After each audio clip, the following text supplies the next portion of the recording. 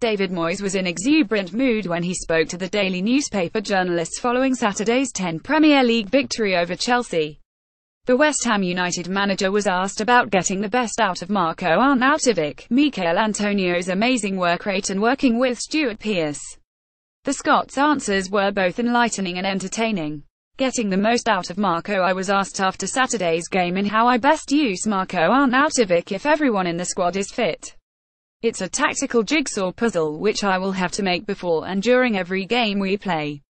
If we play with three at the back, as we did against Chelsea, it's going to be difficult to play with Michail Antonio wide on the right, to play Arnautovic wide on the left, because it would mean we will be 343, which can be too attacking, particularly against the top sides.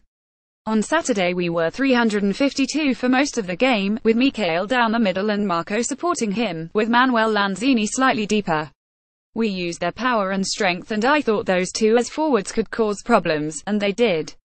Marko's all-round work has been really good. I've just said to all the players, if you don't do it I won't select you because at the moment I need it. Football isn't all about running, it's about passing the ball as well and other things, but what the people here want to see is players putting in effort and energy. And I think the energy Marko showed is giving the crowd a lift and they're reacting to see if Marko Arnautovic can do it. They all can do it. Michail ran himself into the ground. Talking of hard work, Michail Antonio literally ran himself into the ground on Saturday. We wanted him to stay on as long as he could because we thought he was in the mood. There's getting tired and grinding to a halt. He worked really hard. He works really hard in every game and is a real handful at times.